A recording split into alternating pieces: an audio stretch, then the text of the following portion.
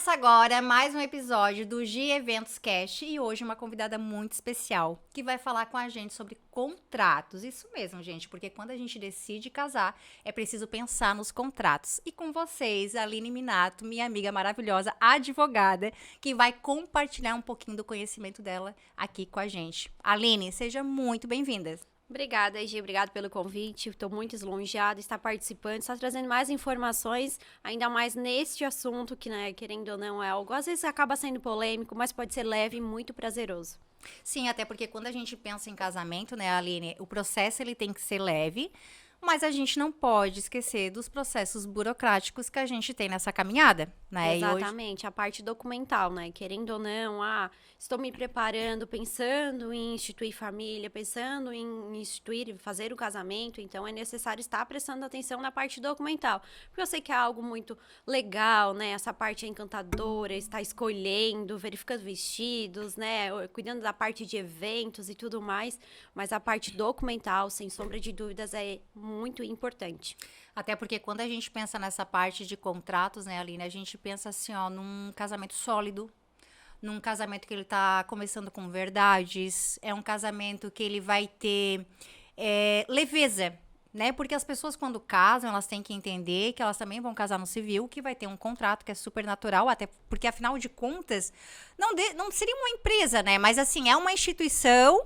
Me corrija se eu estiver errada, mas é uma instituição que a gente tem os nossos deveres e obrigações, e como mulher, marido e mulher, a gente também tem, né, Aline? Exatamente. Querendo ou não, ali tu tá instituindo algo a mais, né? Tu tá desmontando, dando um passo além, né? Porque no início, o namoro, se conhecer, vai indo, o namoro, agora não, agora é instituir família. A partir dali em diante, é o casal, é o 2 a 2. Então, essa questão eu prezo muito, né, nas minhas assessorias que eu presto, é essa questão da conversa. De conversar, sentar, esclarecer. Ah, doutora, mas eu tenho uma dúvida. Ah, mas se acontecer isso, se a gente elencar isso aqui no pacto antinupcial, né? Que é feito antes, né? Pré-casamento e tudo mais, antes de estar indo no civil e estar fazendo ali a habilitação e tudo mais. Se acontecer isso, se eu precisar montar uma empresa, se nós formos montar algo junto, o que pode ficar predestinado? Então, eu sempre aconselho a questão da conversa. Sentar, conversar, tirar as dúvidas, perguntar, questionar, procure algum profissional de confiança e tire essas dúvidas, pergunta, porque isso é primordial. Eu acho que é muito importante essa comunicação que a Aline tá falando aqui pra gente, do conversar, do sentar, né? Até porque quando a gente decide casar com alguém, a gente tá ciente e a gente é maduro pra esse ato, pro casamento, né? Ô, Aline, e hoje, assim, ó, falando sobre os contratos, imagino que deve ter uma infinidade de não seria tipo, né, mas de modelos de contratos que a gente pode estar trazendo para o nosso casamento. Quais os principais hoje que a gente tem de contratos de casamento? Então, os contratos, primeiramente tem um contrato de namoro, né? Que é quando a pessoa tá se conhecendo, tá iniciando, não tem intenção de estar instituindo família agora no momento. É cada um no seu cantinho, vivendo a sua vida, mas convivendo, viajando, aproveitando a vida, se curtindo mesmo, aproveitando aquele momento para se conhecer, para se adaptar.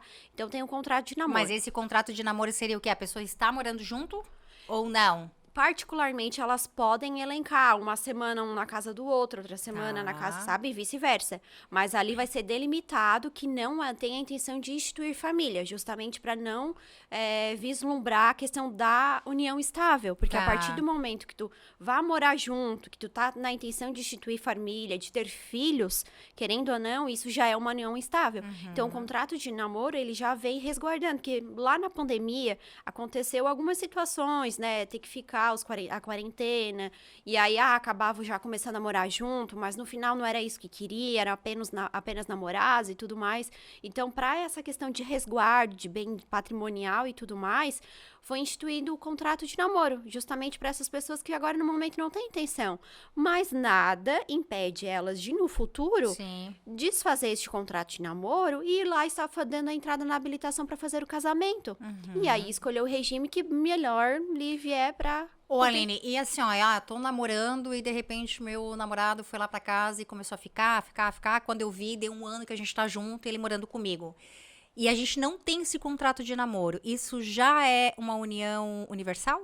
Tipo, ele teria direito no que eu tenho de bens? Ou Tudo é Como que funciona, né? Nessa questão, nós teríamos que analisar, sentar com os dois, conversar e verificar qual é a intenção de vocês até o momento. Vocês já querem realmente instituir uma união estável? Vamos lá até o cartório, fazemos uma declaração, né? Uma escritura declaratória de união estável? Não. Queremos manter a questão do namoro, não temos intenção de instituir família, mas aconteceu dele vir pra cá e ficou. Então, vamos fazer um contrato de namoro. mas Aqui a gente institui tudo certinho. Mas no caso que não deu certo, vamos pensar no pior. Sim. Porque aqui, o contrato, na verdade, ele é algo... Pra resguardar. Exatamente, pra te prevenir, porque assim, gente, ninguém começa a namorar pensando em separar, ninguém casa achando que vai se separar, mas a gente sabe que acontece e a gente tem que falar sobre esse assunto. E é sobre isso que a gente quer falar hoje aqui, né, Aline? Sim, exatamente. Então, assim, ó, namorei com o cara, fiquei um ano com ele, de repente ele levou lá escova de dente, creme dental, quando viu, passou um ano. E daí depois chegou nesse um ano, não deu certo. E daí o cara, ou sei lá, a guria começa a complicar que, quer ter direito em alguma coisa. Aí seria classificado como universal? Então, nessa situação, nós já vamos entrar na parte processual. O que vai acontecer? Teria que entrar com um processo judicial para estar analisando através de testemunhas, através de documentos, de análise, enfim, conversas via WhatsApp pode ser transformada em ata notarial, tudo mais, para a gente estar elencando e aí passar pelo trâmite para poder verificar o que realmente aconteceu naquela situação. Porque eu entendi o que você quis perguntar aqui. Já aconteceu alguns casos justamente na pandemia de estarem morando juntos e a pessoa já havia comprado um carro e o carro chegou nessa época. Mas eu já estava com você, então eu tenho direito. Mas ali foi feito processo judicial, ficou comprovado que não. Ela tinha o recibo e a nota fiscal que ela havia pagado antes, só que o carro demorou a chegar por conta de todo o transtorno que estava acontecendo, né, no mundo em geral. Então, ali ficou realmente comprovado que ele não tinha direito, certo? Agora, outros casos vai depender da análise. Nós vamos ter que entrar com processo judicial, analisar, verificar, e aí vai sair uma sentença judicial, para que possa ser analisado. E tu olha só toda a incomodação, né, Aline, que isso, pode gerar. Exatamente. E a gente pode evitar fazendo o contrato de namoro. Por isso que eu sempre trago e defendo essa questão da prevenção, de estar, né? Mas é algo indelicado, mas mesmo assim, senta com seu parceiro, conversa, procura alguém de confiança e tira as dúvidas, né? Não fica com aquela pontinha de interrogação, mas vai passar, não vai dar nada. Não, alguma coisa, se tu não cuidar, não prevenir, vai chegar um ponto, a gente nunca quer isso, mas às vezes chega num ponto que tu nunca imaginou e que aquilo ali podia deixar tudo pronto, tu não iria se incomodar e por fim acaba se transformando numa bola de neve e não tem mais pra onde retornar. Até porque, assim, parando pra pensar, né, hoje as pessoas, elas, muitas vezes elas saem de casa, vão trabalhar, vão estudar, então assim, ó, ela já vem com uma história, ela já vem com uma construção, então muitas vezes, e muitas vezes quando tu começa a relacionar com alguém, tu já tem a tua construção, tu já tem a tua vida, né, muitos casos, né, o meu caso, por exemplo, eu já tenho uma filha, né, eu tenho a minha construção, eu tenho a minha história, eu tenho uma filha. Então é importante eu me preservar também nesse sentido, né, Aline? A questão do casamento, nós temos o pacto antinupcial, onde pode estar elencando. Você vai lá, escolhe o regime de bens, porque o regime de bens que ele vai escolher vai depender da situação dele, ou ele vai escolher o que melhor convier para ele poder viver com a outra pessoa. E aí, nesses regimes, ele pode estar elencando o pacto antinupcial, que ali ele pode mencionar em relação a pet, que hoje nós temos muitos familiares, eu também tenho pet, né, querendo ou não. E daí tem as guardas compartilhadas, né? Isso mesmo, exatamente, ali pode estar elencado. A questão se já tem um filho de um casamento anterior, ou se não teve um casamento anterior. Tá, mas só pra mim entender. Sim. Eu escolhi meu regime de bens. Eu escolhi Perfeito. o parcial. O parcial é aquele que vai começar... O que a gente construir depois que casou vai ser de nós dois, é isso? Só explicando aqui o regime de bens da comunhão parcial de bens, como que funciona. A partir do momento que vocês... casaram, registraram um casamento no cartório de registro civil, daquela data em diante, vai comunicar os bens que forem incomuns. Os bens que vocês, a partir daquela data, compraram em conjunto, né? Bens particulares, você comprou a empresa que você já tem do seu pai, que você trabalha numa empresa familiar, sua outra empresa, tudo isso não vincula, não vai estar vinculado ao seu casamento. Mas bens se particulares... E se eu abrir uma empresa depois que eu casei, do parcial? Aí vai comunicar. Tudo que for compra e venda, que estiver vinculado, for compra e venda, entendido como compra e venda, vincula e entra para a divisão no futuro se vier fazer uma partilha ou divórcio. Tá? Bens particulares anteriores não comunica. Herança também não. Se você recebeu uma doação de algum ente querido, um familiar, pai, mãe, tio, avô, enfim. Ou herança, né? Os teus pais faleceram, tu ficou com um bem de herança ali, os imóveis, enfim, o que tiver, se tiver alguma herança. Não comunica, na comunhão parcial de bens é assim que funciona. Mas dá para elencar ainda, fazer também um pacto antinupcial. Agora, assim, antigamente não utilizava muito, mas hoje, com todas as ressalvas, né? Toda essa questão, mas eu tenho um sonho, eu já tô montando o pretexto de, inclusive, montar uma empresa.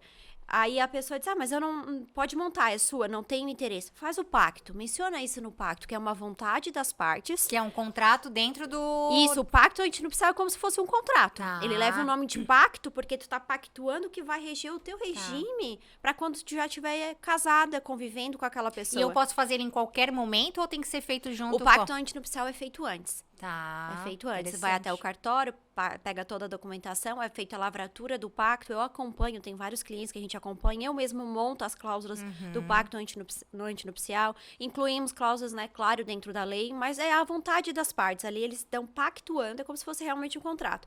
Eles estão pactuando a vontade deles. Não, você tem interesse, já está caminhando para montar a sua empresa, perfeito, é sua. Não vou intervir, né? Só quero o seu sucesso, o seu futuro. A gente menciona ali que é a empresa tal, né? Não sei o quê.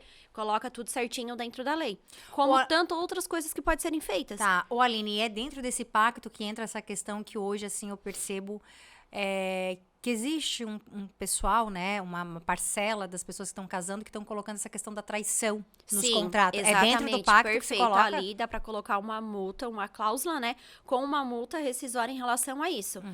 Vamos supor... O porquê disso, né? O porquê que a parte jurídica acabou trazendo essa questão a mais, que antigamente não tinha muito isso no âmbito jurídico. O que acontecia? As mulheres, mais antigamente, elas casavam e iam viver pro lar. Não tinha trabalho, não tinham CNPJ, nunca trabalharam na CLT, totalmente dependente do homem, né? A gente sabe, se as nossas avós, querendo ou não, nossas mães também, não sei a sua, mas... Pode ter pessoas, e daí né, o mais homem próximas. abandonava a família, a mulher passava Isso, fome, né? Vamos separar, divorciar. Aí ele tinha que ficar pagando uma pensão. Às vezes, naquela época, se é muito antigamente, não tinha nem conhecimento que podia pedir uma pensão pelo fato de como ela viveu a vida inteira se dedicando ao lar, à família, ao bem-estar. E ele trabalhava fora para trazer o dinheiro para casa, para dentro da casa, sustento do lar. Acabava não pedindo essa pensão, certo? Então, o âmbito jurídico, ele veio nessa questão de estar preservando isso, porque às vezes acontece. Tem mães que abdicam, mulheres que abdicam de trabalhar fora para cuidar da família. Às vezes tem um filho, né, que tem alguma doença, alguma deficiência, né? Sim, precisa estar ali. Então, um abdica do seu trabalho para cuidar do seu filho e o outro trabalha para dar o sustento familiar. Então, por isso que veio essa questão da traição, porque já pensou numa situação dessa? É complicado, né? Querendo ou não, a pessoa está dedicando tudo e acaba acontecendo isso. Então, ali pode ser, sim, instituído uma cláusula mencionada a questão de traição. Até porque muitas vezes quando, né... Hoje a gente já vê homens também, tem homens que Sim. ficando em casa pra mulher sair Sim, pra trabalhar, eu tenho né? várias situações de clientes que acontecem. Então, tu imagina assim, muitas vezes tu abre mão do teu trabalho, da tua vida profissional, da tua carreira profissional, da tua construção, pra ficar em casa, de repente. Claro que o teu filho, que eu acho que é a primeira coisa que a gente pensa em fazer, é ficar com o nosso filho, principalmente se ele tem alguma, né, alguma coisa que tem que estar lá do ladinho dele. Precisa de uma atenção especial, né? Isso, mas ao mesmo tempo, assim, ó, como é que tu vai ficar? Né, se eu hoje tivesse feito essa escolha. Hoje, no meu caso aqui, até abrindo no nosso podcast aqui, eu sou divorciada. Eu tenho uma filha de quase 8 anos. Eu sempre trabalhei fora. Exatamente. E, de repente, se eu viesse, né, me divorciar e não tivesse uma profissão, como é que seria? É complicado. E a gente vê muitas mulheres, tanto mulheres e homens que às vezes abrem mão da vida profissional. Essa reconstrução de voltar para a vida profissional, dependendo da idade que tu tá, ela é muito difícil. Com certeza. Né, a parte Aline? de tu se habilitar ali novamente e tentar procurar um emprego. Quem nunca trabalhou fora?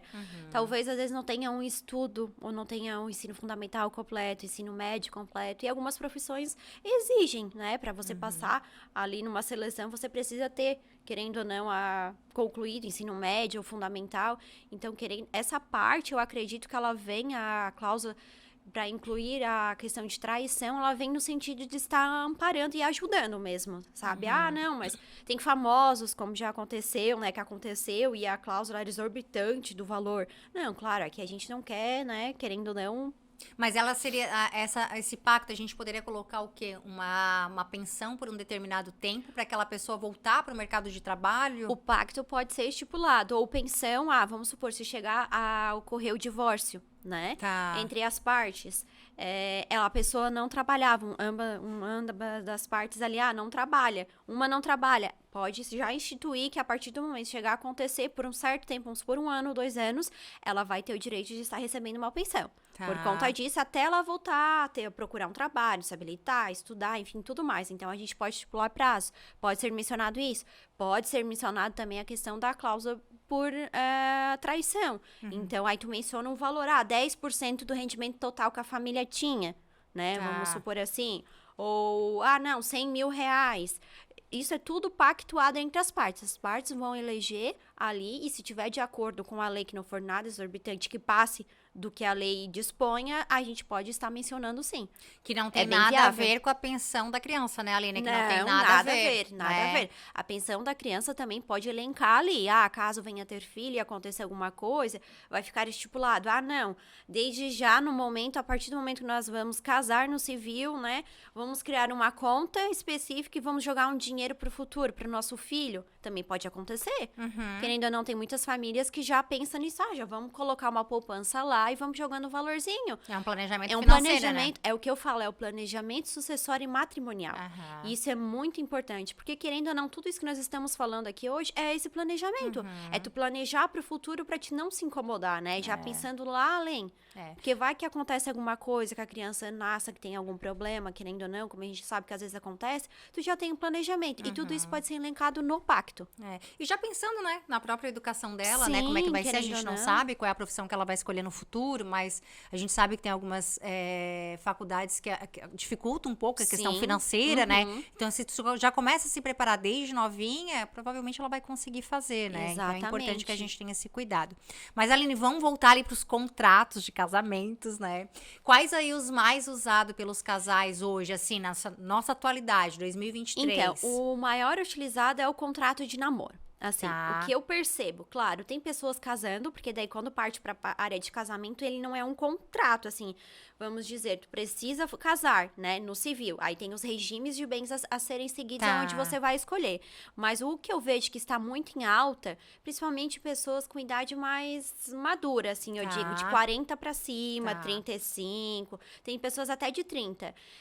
Já tem bens familiares, já tem o seu próprio negócio, já é bem estruturado, e agora no momento não tem intenção de instituir a família. Então eles fazem um contrato de namoro, justamente para resguardar esses bens que já possuem, os bens familiares, se tem empresa familiar, com os familiares, com a família. Então o contrato de namoro ele está sendo muito procurado. Eu particularmente assessoro várias pessoas.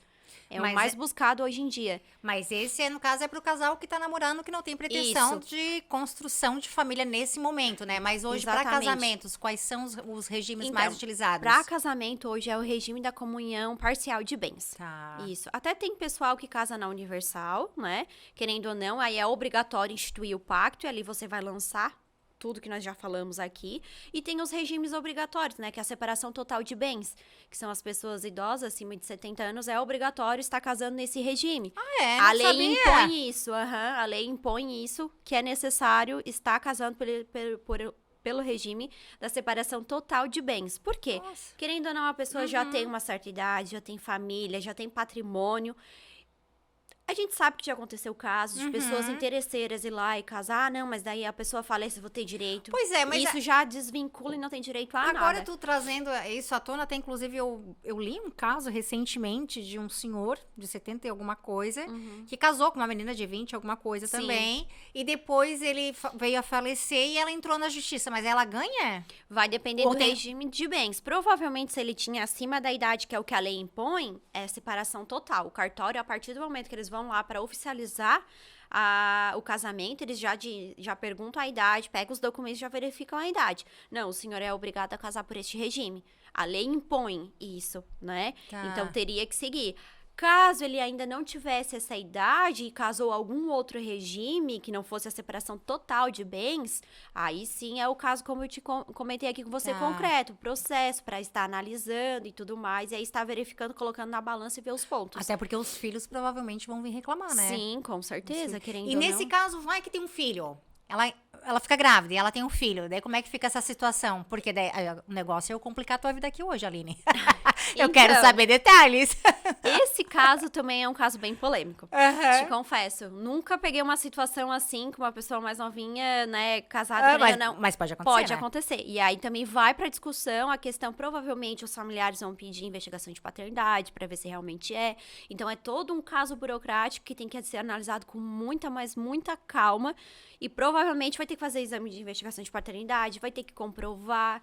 Então é bem burocrático, é um processo judicial e vai da análise do juiz. Se ficar realmente confirmado que o filho é dele, vai ter os direitos, vai entrar, vai ser Mas aí herdeiro como os outros. quem tem é a criança, no caso, né? Isso. Na verdade, o herdeiro vai ser a criança, né? Tá. Ali, o filho que nasceu. Então, ele vai ser herdeiro desta pessoa ali, certo? Ela pode ser que não tenha direito a nada, dependendo do regime que casou. Sim. Mas a criança, se ficar comprovada que realmente fez investigação de paternidade, é filho dele, vai ter direito igual a todos os outros herdeiros.